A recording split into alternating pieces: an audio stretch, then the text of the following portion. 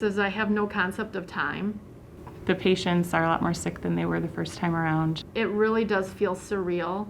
It's living in a science fiction movie. From here.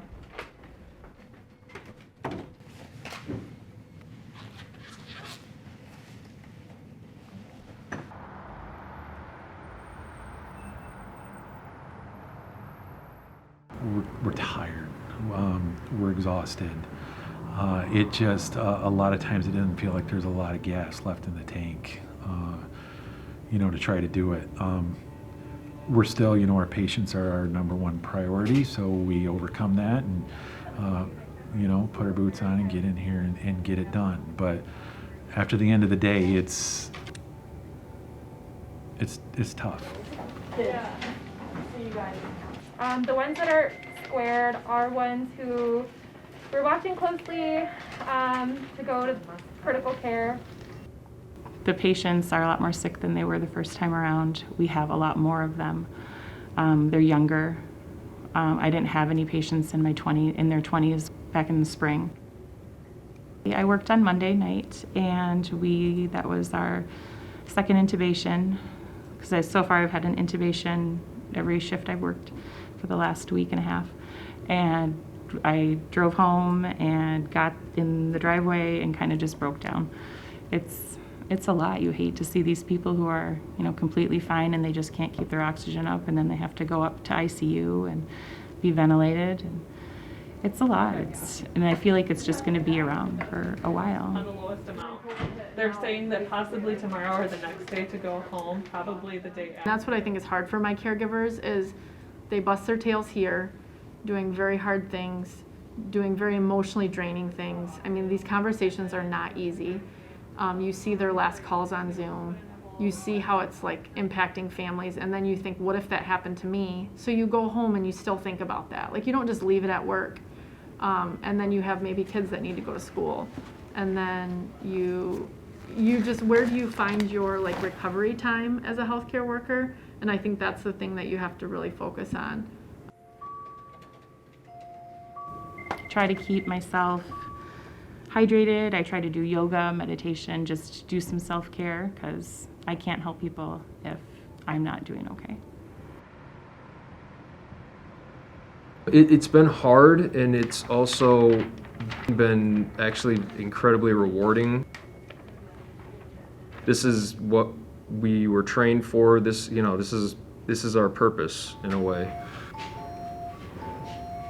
We're tired. We're a little bit numb. My emotions aren't as high about it, but I think we've also learned a lot more about the disease. But the fear still it's not gone. It just is in different places for different people. I'm fearful. I would probably be fine. I don't have any comorbidities. I don't have any illnesses. It's still in the back of my mind. Yeah, I could get really sick. But now I'm like, gosh, I don't want to see my parents. They could get really sick. I see people their age up on the unit. Maybe they would be one that would have an ill outcome. So I think we're fearful of all of those things. I think what I've noticed the last couple of weeks is I have no concept of time. It really does feel surreal. People will ask you, like family members, what do you want to do for Thanksgiving? Or hey, did you think about this? Or what are you going to get the kids for Christmas? Or just things like that. And it's like, wow, you have the capacity to think about that right now. The way this has been politicized, pardon me, but it just pissed me off to no end on both sides of the argument. I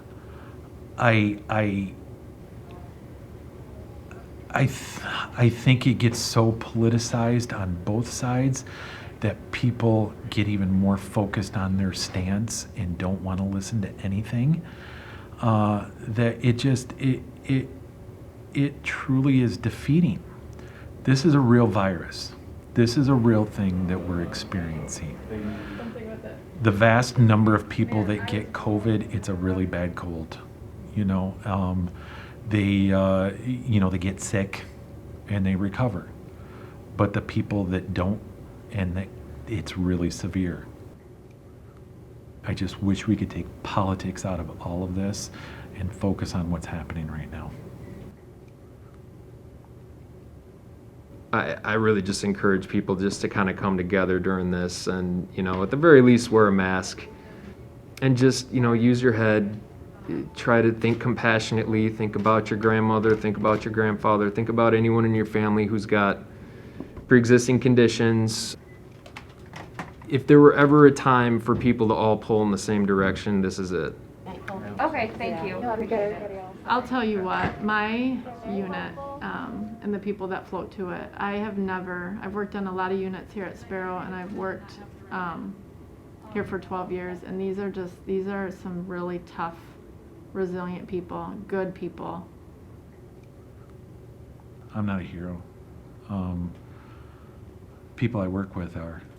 I